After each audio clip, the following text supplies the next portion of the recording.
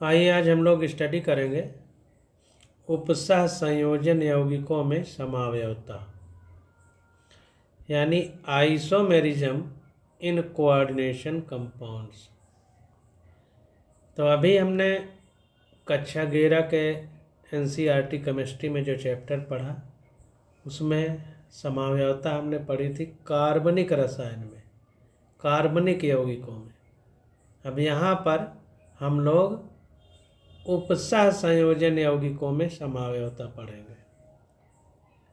तो जैसा कि हमें पता है कि समावयवता यानी समावयवी किनको कहते हैं, तो समावयवी हम उनको कहते हैं जिनके रासायनिक सूत्र अगर देखें तो वो एक ही तरह के हों, लेकिन अगर उनकी संरचनाएं बनाएं तो अलग अलग हों, तो उन्हीं को हम लोग समावयवी कहते थे।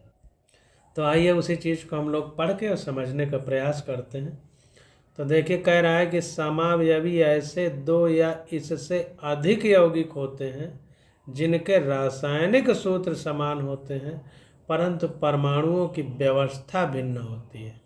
यानी अगर देखा जाए तो परमाणुओं की व्यवस्था यानी उनकी जो संरचना बनेगी वो अलग अलग होगी, जबकि रासायनिक सूत्र एक ही जैसा दिखेगा, उसमें अंतर आपको नहीं मिलेगा।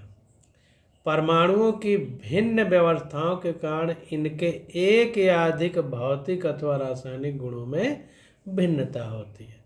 अब चूंकि परमाणुओं की व्यवस्था में अंतर है इसलिए इनके भौतिक अथवा रासायनिक गुणों में भिन्नता आ जाती है, क्योंकि थोड़ा सा परमाणुओं की व्यवस्था में अंतर है तो गुणों में भी अंतर आएगा। उपसह संयोजन यौगिकों में दो प्रमुख प्रकार की समावयवता ज्ञात है। तो जो उपसह संयोजन यौगिक हैं हमारे, इनमें दो मेन जो आइसोमेरिज्म है उसका यहाँ डिस्कस करेंगे। जो दिया है हमारे कोर्स में जो है हम उसी की बात करेंगे। तो दो समयावता के बारे में दिया है, इनमें से प्रत्येक को पुनः प्रविभाजित किया जा सकता है, यानी सब डिवीजन इनके फिर से हो सकते हैं। तो त्रिविम समावयवता यानी 3 डायमेंशनल आइसोमेरिज्म, इसमें ज्यामितीय जियोमेट्रिकल आइसोमेरिज्म और ध्रुवण समावयवता, दो प्रकार की समावयवता यहाँ पर पढ़ेंगे, यानी ऑप्टिकल आइसोमेरिज्म और जियोमेट्रिकल आइसोमेरिज्म।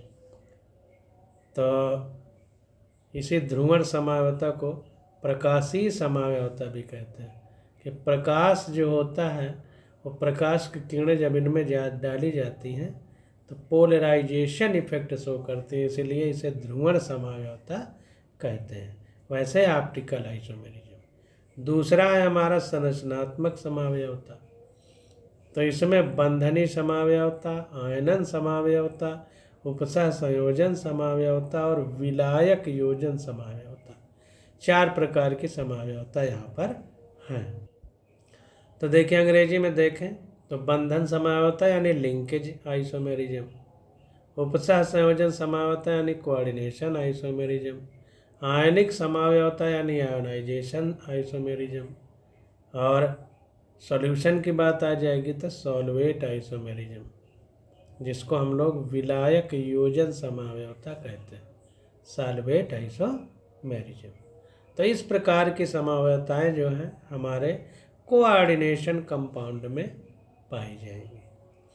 अब देखिए कह रहा है कि त्रिविम समावयव के रासायनिक सूत्र व रासायनिक आबंध समान होते हैं परंतु उनकी दिक् स्थान व्यवस्थाएं भिन्न होती हैं। अब बात आ जाती है अगर 3 डायमेंशनल आइसोमेरिज्म की, तो उसमें क्या होता है, रासायनिक सूत्र व रासायनिक आबंध समान होते हैं परंतु अगर जो स्पेस है, खाली स्थान है, फ्री स्पेस है, उसमें अगर हम व्यवस्था देखेंगे अणुओं की या परमाणुओं की तो वो व्यवस्थाएं भिन्न होती हैं। ये अंतर होता है। जैसे हम शीशा में जब अपना चेहरा देखते हैं तो चेहरा और जो शीशा में दिखता है और जो हमारा चेहरा, उसमें कोई अंतर नहीं होता। बस एक अंतर ये होता है कि अगर हम शीशा में पूरब की तरफ मुंह करके खड़े हैं तो शीशा के अंदर जो प्रतिबिंब बनता है वो पश्चिम दिशा में मुंह करके खड़ा होता है। तो सेम उसी तरह यह त्रिविमीय समावयवता में आप लोग समझिए। अब देखिए आगे कह रहा है कि संरचनात्मक समावयवों में आबंध भिन्न होते हैं। इन समावयवों का वर्णन विस्तार में नीचे किया जा रहा है। तो जो संरचनात्मक यानी स्ट्रक्चरल आइसोमेरिज्म है, इनमें आबंध डिफरेंट होते हैं और इन समावयवों का वर्णन नीचे किया जा रहा है। तो डिटेल में हम इनको नीचे पढ़ेंगे। तो सबसे पहले त्रिविम समावयवता, यानी जो त्रिविम समावयवता में हमने दो पढ़ा, ज्यामितीय समावयवता और ध्रुवण समावयवता, तो उनकी पहले हम लोग चर्चा करेंगे। तो देखिए इंग्लिश में जियोमेट्रिकल आइसोमेरिज्म, यानी हिंदी में ज्यामितीय समावयवता। तो देखिए कह रहा है कि इस प्रकार की समावयवता हेट्रोलिटिक संकुलों में पाई जाती है जिनमें लिगेंडों की भिन्न ज्यामितीय व्यवस्थाएं संभव हो सकती हैं। तो ध्यान दीजिए कि इस प्रकार की जो आइसोमेरिज्म है, जियोमेट्रिकल आइसोमेरिज्म, यह हेट्रोलिटिक संकुलों में पाई जाती है जिनमें लिगेंडों की भिन्न ज्यामितीय व्यवस्थाएं संभव हो सकती हैं। तो देखें इंग्लिश में कह रहा है कि this type of isomerism arises in heteroleptic complexes. Heteroleptic संकुल में पाई जाती है। हेट्रोलेप्टिक का मतलब जिनमें जो लिगेंड जुड़े हैं वो डिफरेंट टाइप का। देखिए नीचे कह भी रहा है कि complexes due to different possible geometrical arrangements of the ligand. तो एक कॉम्प्लेक्स बनते हैं, इनमें डिफरेंट पॉसिबल जियोमेट्रिकल अरेंजमेंट होता है लिगेंड का। यह स्थिति यहाँ पर बन जाती है। अब देखिए आगे कह रहा है कि इस प्रकार के व्यवहार के प्रमुख उदाहरण 4 व 6 उपसंयोजन संख्या वाले संकुलों में पाए जाते हैं। तो इस प्रकार के व्यवहार के प्रमुख उदाहरण 4 व 6 उपसंयोजन संख्या वाले संकुलों में पाए जाते हैं। तो 4 या 6 कह रहा है important example of this behaviour are found with coordination number 4 and 6। तो 4 और 6 कोऑर्डिनेशन नंबर जिन कंपाउंड का होता है उनमें इस तरह का बिहेव वाले यानी जियोमेट्रिकल आइसोमेरिज्म शो करने वाले कंपाउंड मिलते हैं। तो यहाँ पर देखें एग्जाम्पल दे रहा है कि जैसे MX2L2 सूत्र, यक्ष तथा L एक दंतुर लिगेंड है यानी मोनोडेंटेट लिगेंड है के वर्ग समतलीय संकुल में 2x लिगेंड समपक्ष यानी शीर्ष समावयव में पास पास जुड़े रहते हैं, अथवा विपक्ष यानी ट्रांस समावयव में एक दूसरे के विपरीत, जैसा चित्र 5.2 में दर्शाया गया है। तो हमने आपको पढ़ाया था जब हम ऑर्गेनिक केमिस्ट्री पढ़ रहे थे, तो वहाँ पर भी सिस और ट्रांस दो पोजीशन हम लोगों ने देखी थी। सिस का मतलब सेम साइड, ट्रांस का मतलब अपोजिट या विपक्ष साइड। तो यहाँ पर देखिए ये MX2L2 टाइप, यानी दो एक तरह के हैं जैसे Cl दो एक तरह के हैं NH3 तो इनकी बात कर रहा है। इसमें X और Cl जो बात कर रहा है यानी Cl हो या NH3 हो, ये मोनोडेंटेट लिगेंड है। मोनोडेंटेट के बारे में पीछे पढ़ाया गया था। तो ये मोनोडेंटेट लिगेंड है, जुड़े हुए हैं। तो इसमें देखिए Cl एक ही तरफ है और इसमें Cl एक इधर है तो एक इस साइड है। तो ये अंतर है, इसको ध्यान देना है कि एक में Cl सेम साइड है और एक में Cl ये अपोजिट साइड है।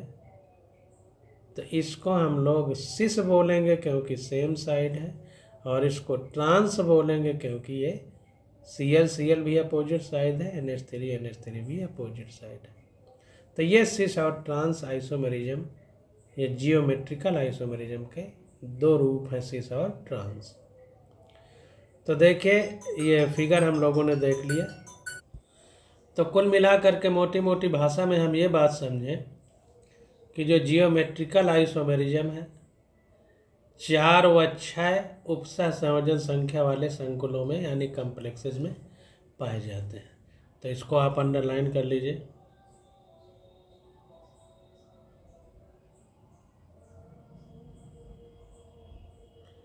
और देखिए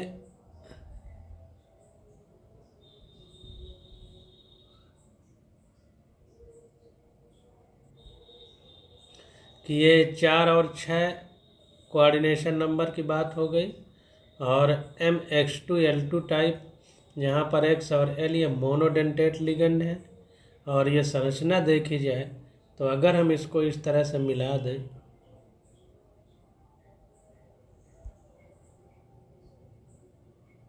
तो देखिए स्क्वायर प्लानर स्ट्रक्चर बन रहा, वर्ग समतलीय। तो वर्ग समतलीय इनकी संरचना होगी। और सिस और ट्रांस हमने बता दिया कि सिस का मतलब सेम साइड, ट्रांस का मतलब अपोजिट साइड। अब देखिए आगे कह रहा है कि MABXL, जहाँ पर ABXL एक दंतुर लिगेंड है, सूत्र वाले दूसरी प्रकार के वर्ग समतलीय संकुल के 3 समावयव होंगे जो समपक्ष तथा एक विपक्ष ये होंगे। तो यहाँ पर देखिए MABXL, तो यहाँ पर M का मतलब कोई मेटल होगी और इसमें ABXL चारों अक्षर जो है अलग अलग प्रकार के हैं, यहाँ पर देखने पे लग रहा है। तो देखिए चारों डिफरेंट हैं और सब मोनोडेंटेट यानी एक दंतुर लिगेंड है। और समपक्ष एवं विपक्ष यानी सिस और ट्रांस समयावता शो करेंगे। और वर्ग समतलीय संरचना होगी, 3 समावयव होंगे, ये बताया जा रहा है। अब देखिए आगे कह रहा है कि आप इनकी संरचनाएं बनाने का प्रयास कर सकते हैं। इस प्रकार की समावता चतुष्फलकीय ज्यामिति में संभव नहीं है, यानी टेट्राहेड्रल जो जियोमेट्री है उसमें इस तरह की संरचना या समावयवता संभव नहीं है। परंतु MX2L4 सूत्र वाले अष्टफलकीय संकुलों में जिनमें 2 लिगेंड X एक दूसरे के समपक्ष या विपक्ष हो, ऐसा व्यवहार संभव है। तो देखिए जो MABXL टाइप बता रहा है, इसमें सिस ट्रांस 3 आइसोमेरिज्म मतलब 3 स्ट्रक्चर बनाए जा सकते हैं। लेकिन कह रहा है इस प्रकार की समयावता जो है जियोमेट्रिकल आइसोमेरिज्म, ये चतुष्फलकीय ज्यामिति में संभव नहीं है। तो इसको आप लोग समझिए कि टेट्राहेड्रल अगर जियोमेट्री होगी तो उसमें इस तरह की जियोमेट्रिकल आइसोमेरिज्म शो नहीं होगी। परंतु देखिए अगर MX2L4 टाइप के कोऑर्डिनेशन कंपाउंड है तो इसकी संरचना अष्टफलकीय हो जाएगी यानी ऑक्टाहेड्रल, जिसमें 2 लिगेंड X एक दूसरे के समपक्ष या विपक्ष हों।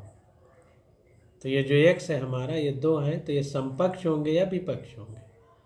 जैसे यहाँ पर देखिए तो ये Cl एक ही पक्ष में है और यहाँ पर Cl विपक्ष में है। तो इसलिए समपक्ष यानी सिस समावयव है और ये विपक्ष यानी ट्रांस समावयव है। तो ये देखने को यहाँ पर मिल रहा है। और इसकी जो संरचना है वो अष्टफलकीय यानी ऑक्टाहेड्रल होगी। तो ये चीज़ हमको समझने का प्रयास करना है। अब देखिए आगे देखते हैं। तो देखिए कह रहा है कि C0NH3 का होल पोस्ट Cl2 पूरा होल ब्रैकेट के बाहर पॉजिटिव लगा है के ज्यामितीय समावयव समपक्ष एवं विपक्ष। तो ये इस कोऑर्डिनेशन कंपाउंड के जियोमेट्रिकल आइसोमर हैं जिनमें Cl देखिए एक ही तरफ है, फिर Cl अपोजिट हो गए। तो समपक्ष और विपक्ष ये आइसोमेरिज्म शो कर रहे हैं।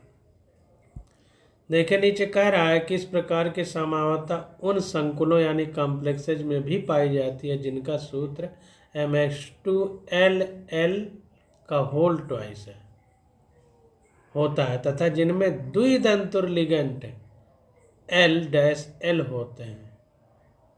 तो ध्यान दीजिए, ये भी इम्पॉर्टेंट है, इसको अंडरलाइन कर लीजिए कि इस प्रकार की समावता उन कॉम्प्लेक्सेज में भी पाई जाती है जिनका सूत्र MX2L' का होल ट्वाइस टाइप होती है जिनमें L-L जो है हमारे द्विदंतुर लिगेंड होते हैं। यहाँ पर सब मोनोडेंटेट थे, यहाँ पर बाइडेंटेट हो गए ये L वाले। ये X तो मोनोडेंटेट ही है। अब देखें यहाँ पर एग्जाम्पल दे रहा है कि जैसे NH2 CH2 CH2 NH2 और इन ब्रैकेट में लगा है, तो इस प्रकार के एग्जाम्पल जो है जैसा चित्र 5.4 में अभी हम देखेंगे, उसमें जो है ये जियोमेट्रिकल आइसोमेरिज्म शो होगी।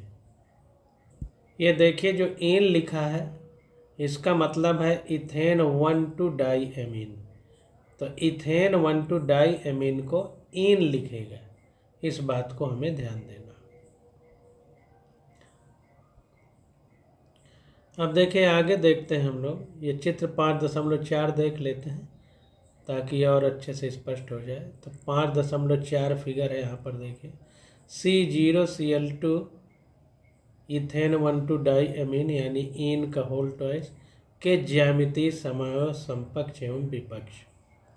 तो यहाँ पर देखिए Cl एक ही साइड में है, यहाँ पर Cl अपोजिट साइड में है और ये संरचना यहाँ पर दिखाई गई।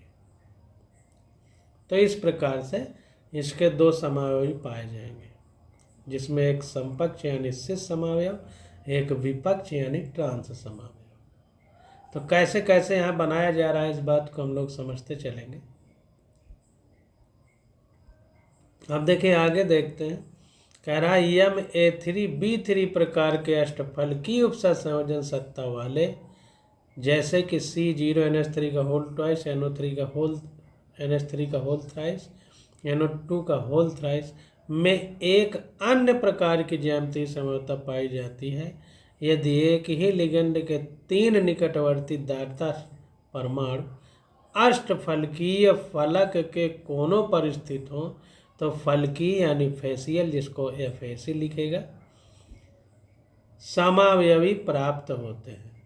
तो फेसियल समावयवी हमको प्राप्त होंगे यदि ये 3 दाता परमाणु अष्टफलकीय के ध्रुव वृत्त पर स्थित हों तो रेखांशिक यानी मेरिडियनल या मेरिडियोनल, जिसको MER लिखेगा शॉर्ट में, समावयवी प्राप्त होते हैं। तो दो प्रकार के हम लोगों ने और समझ लिए, फेसियल और मेरिडियोनल। ये दो प्रकार के समावयवी और बन सकते हैं।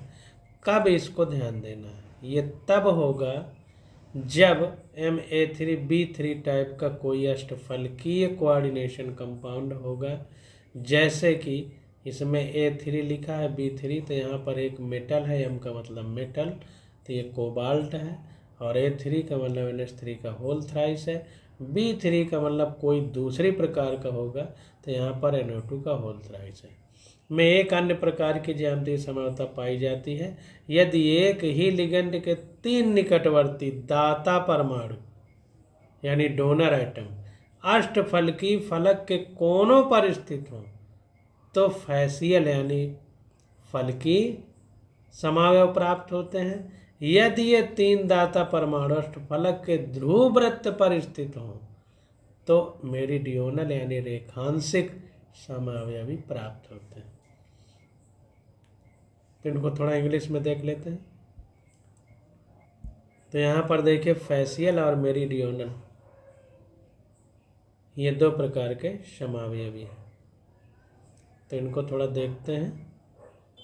तो इसको ध्यान देते हैं कि जब एक ही लिगेंड के तीनों दाता परमाणु एक कोनों पर स्थित हो, देखिए यहाँ पर क्या कह रहा है, कह रहा है यदि एक ही लिगेंड के 3 निकटवर्ती दाता परमाणु अष्टफलकीय फलक के कोनों पर स्थित हो तो फैसियल होगा। तो यहाँ पर देखिए NO2 NO2 NO2 एक ही सीरियल में कोनों पर स्थित है, तो ये हमारा फैसियल है। अब मेरिडियोनल कब होगा इसको देखते हैं। देखिए बता रहा है यदि ये 3 दाता परमाणु अष्टफलक के ध्रुव वृत्त पर स्थित हो तो रेखांशिक यानी मेरिडियोनल समावयवी प्राप्त होता है। ध्रुव वृत्त मतलब पोल पर, जैसे एक इधर है तो एक इस पोल पर, इधर है एक, इधर है एक, इधर है। तो ये पोल पर हो जाएंगे, इनको पोल पे माना जाएगा। तो वही कह रहा है कि यदि ये 3 दाता परमाणु अष्टफलक के ध्रुव वृत्त पर स्थित हों तो रेखांशिक यानी मेरिडियोनल समावयवी प्राप्त होते हैं। तो ये मेरिडियोनल है और ये फेसियल है। तो इस तरह से हम लोग इनको समझ लेते हैं। अब देखिए आगे ये क्वेश्चन आ जाता है, कह रहा है वे चतुष्फलकीय संकुल जिनमें 2 भिन्न प्रकार के एक दंतुर लिगेंड केंद्रीय धातु आयन से जुड़े हों ज्यामितीय समयावता क्यों नहीं दर्शाते हैं। जैसा अभी हमने ऊपर ही पढ़ा है, यहाँ पर देखिए कह रहा है कि आप इनकी संरचना बनाने का प्रयास कर सकते हैं। इस प्रकार की समयावता चतुष्फलकीय ज्यामिति में संभव नहीं है। तो चतुष्फलकीय ज्यामिति यानी टेट्राहेड्रल स्ट्रक्चर अगर है तो जियोमेट्रिकल आइसोमेरिज्म नहीं शो होगा। तो वही चीज़ यहाँ पर हमसे पूछ रहा है कि जो टेट्राहेड्रल कॉम्प्लेक्स हैं जिनकी संरचना चतुष्फलकीय है, जिनमें 2 भिन्न प्रकार के एक दंतुर लिगेंड यानी मोनोडेंटेट लिगेंड केंद्रीय धातु परमाणु या केंद्रीय धातु आयन से जुड़े हों तो ज्यामितीय समयावता क्यों नहीं दर्शाते, उसी बात को यहाँ पर पूछा जा रहा है। तो देखिए कह रहा है कि चतुष्फलकीय संकुल ज्यामितीय समयावता नहीं दर्शाते क्योंकि इनमें केंद्रीय धातु परमाणु से जुड़े एक दंतुर लिगेंडों की सापेक्ष स्थितियाँ आपस में एक जैसी होती हैं। तो जब सापेक्ष स्थितियाँ एक जैसी होंगी तो भिन्नता होगी ही नहीं। जब भिन्नता नहीं होगी तो समयावता कैसे दर्शाएंगे। तो tetrahedral complexes do not show geometrical isomerism because the relative position of the unidentate ligand attached to the central metal atom are the same with respect to each other. तो रिलेटिव जो पोजीशन है उनकी same होती है central atom के respect में, इसलिए जब सेम होगी पोजीशन तो एक ही जैसे होंगे। जब एक ही जैसे होंगे तो आइसोमेरिज्म के शो होने का कोई मतलब नहीं है, क्योंकि आइसोमेरिज्म का मतलब ही है कि केमिकल फार्मूला सेम हो लेकिन स्ट्रक्चर उसके अलग अलग हो। जब रिलेटिव पोजीशन सेम होगी सेंट्रल एटम के रिस्पेक्ट में तो वो एक ही जैसे स्ट्रक्चर होंगे तो समयावता शो नहीं होगी। अब देखिए आगे हमारा आ जाता है ध्रुवण समयावता। इसको ऑप्टिकल आइसोमेरिज्म बोलेंगे। तो इसके बारे में हम लोग समझते हैं और पढ़ने का प्रयास करते हैं। तो यहाँ पर देखिए कह रहा है कि ध्रुवण समावयव एक दूसरे के दर्पण प्रतिबिंब होते हैं जिन्हें एक दूसरे पर अध्यारोपित नहीं किया जा सकता। Very very most important. ध्रुवण समावयवता को अंग्रेजी में ऑप्टिकल आइसोमेरिज्म कहते हैं। ऑप्टिकल का मतलब प्रकाश, जैसे प्रकाशिकी पढ़ते हैं ऑप्टिक्स, तो वहाँ जितना प्रकाश से संबंधित विज्ञान है उसकी हम लोग स्टडी करते हैं। तो जाहिर सी बात है कि जो दर्पण प्रतिबिंब होते हैं एक दूसरे के ध्रुवण समावयवी जिन्हें एक दूसरे पर अध्यारोपित नहीं किया जा सकता।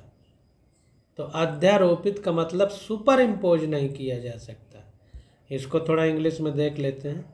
तो कह रहा है optical isomerism are mirror image that can not be superimpose on one another. कहने का मतलब ये है कि जैसे एक ये है और एक ये है, इसको एक दूसरे पे ऐसे उठा कर रख दिया जाए तो रखने पे पूरा ढकेगा नहीं। भाई ये ईन इधर है, ये ईन इधर है, अब ऐसे उठा के इसके ऊपर रखेंगे तो ये वाली ईन इधर आ जाएगी, तो कहाँ पूरा ढकेगा, ये ढकेगा नहीं। तो सुपर इम्पोज का मतलब उसको ढक नहीं सकते, इसको पलटना पड़ेगा या ईन इधर लाना पड़ेगा, तब रखेंगे तब ढकेगा। तो ये कहने का मतलब है अध्यारोपण का ये मतलब होता है। इन्हें प्रतिबिंब रूप या इनैंसियोमर कहते हैं। तो वेरी मोस्ट इम्पॉर्टेंट, इसीलिए इनको क्या बोलते हैं, प्रतिबिंब रूप या इनैंसियोमर अंग्रेजी में बोलते हैं। दर्पण प्रतिबिंब पहले ही बता चुका है। तो अणु अथवा आयन जो एक दूसरे पर अध्यारोपित नहीं किए जा सकते उन्हें कायरल कहलाते हैं या कायरल कहते हैं। Very very most important. तो जिनको हम एक दूसरे पर अध्यारोपित नहीं कर सकते उनको हम कायरल कहते हैं, और प्रतिबिंब रूपों को इनैंसियोमर कहते हैं। तो जो प्रतिबिंब के रूप हैं वो इनैंसियोमर हैं, और अणु या आयन जो हैं जो एक दूसरे पर अध्यारोपित नहीं किए जा सकते उनको कायरल कहते हैं। ये दो रूप दक्षिण ध्रुवण घूर्णक डी और वामावर्ती एल होते हैं, यानी डेक्स्ट्रो और लियो। अगर दाहिनी तरफ घूम रहा है तो उन्हें डेक्स्ट्रो बोलेंगे, अगर वामावर्ती बाईं तरफ घूम रहा है तो उसे हम लियो कहते हैं। यह इस बात पर निर्भर करता है कि ये ध्रुवणमापी यानी पोलरीमीटर में समतल ध्रुवित प्रकाश को किस दिशा में घुमाते हैं। डी मतलब दाईं तरफ घूर्णित करता है और एल मतलब बाईं तरफ। तो ध्यान दीजिए कि जब प्रकाश में हम किसी चीज़ को रखते हैं तो प्रकाश चूँकि फोटान है, और फोटान एक प्रकार का कण है, और वो कण जब टकराएगा तो एनर्जी मिलेगी, फोर्स लगेगा तो घूमना शुरू कर देगा। जब घूमेगा तो दाहिनी तरफ घूम रहा है कि बाईं तरफ घूम रहा है इस बात पर निर्भर करेगा। तो अगर दाहिनी तरफ घूमेगा तो डी मतलब दाईं और एल मतलब बाईं, यानी डेक्स्ट्रो और लियो। ये घूमने के हिसाब से उनके हम लोग नाम रखेंगे।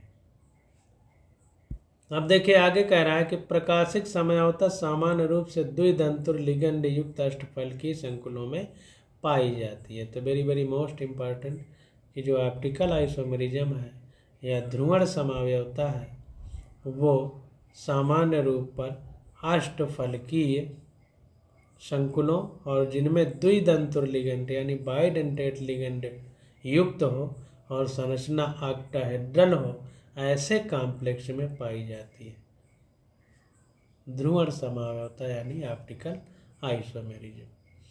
कह रहा है पीटी, चित्र भी बता रहा है 5.6, कह रहा है PtCl2En का होल ट्वाइस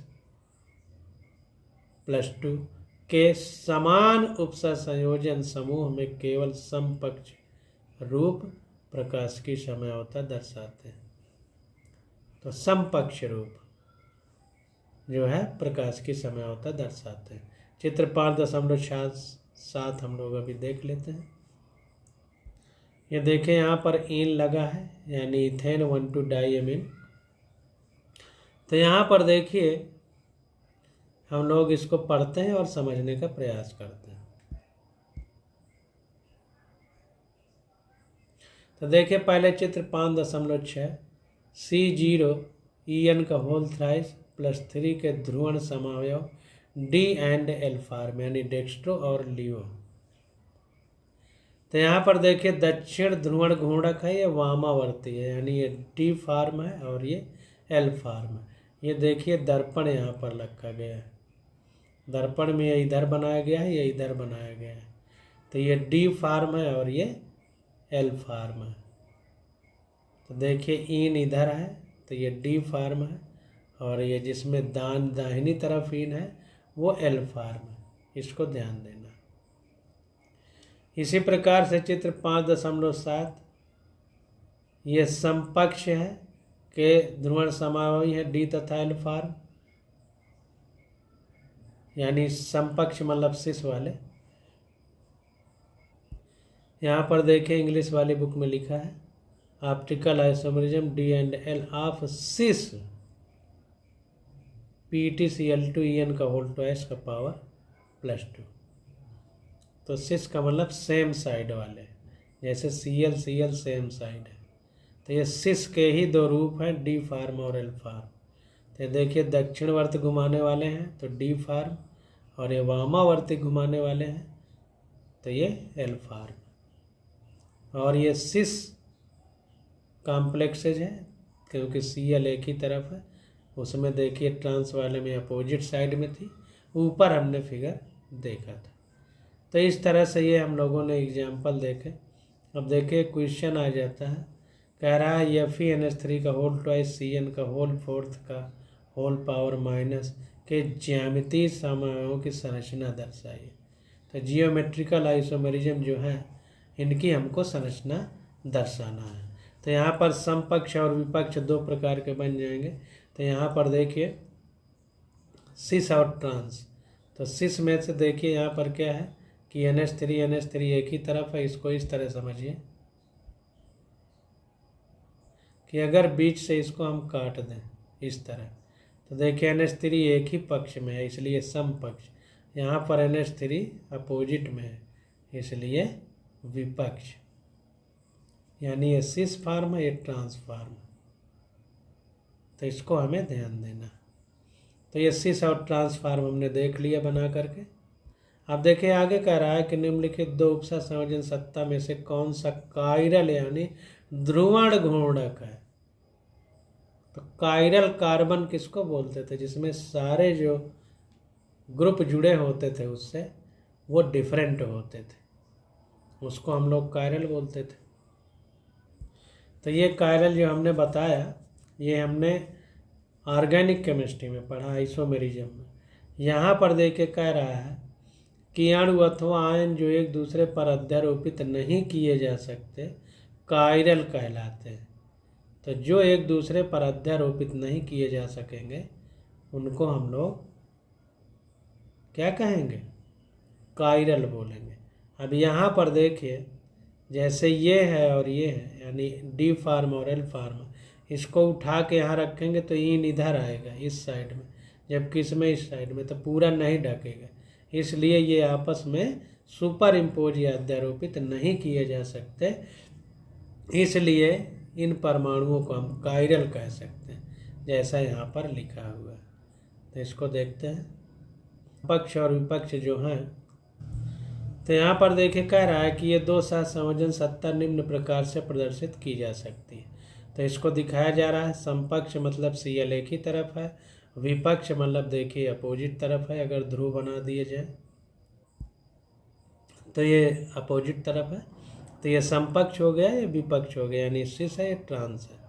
तो कह रहा है इन दोनों में से का समपक्ष CrCl2OX का होल ट्वाइस -3 कायरल ध्रुवण घूर्णक है। तो देखिए सुपर इम्पोज तो ये एक दूसरे पे नहीं हो पा रहा है, लेकिन ये पहला वाला ही कायरल ध्रुवण घूर्णक क्यों है, दूसरा वाला क्यों नहीं है, ये प्रश्न खड़ा होता है। तो दूसरा वाला इसलिए नहीं है क्योंकि देखिए इधर OX है, इधर OX है। अगर इसको हम बीच से ऐसे काटे तो दो समान पक्ष बनेंगे, दो समान पक्ष बन जाएंगे।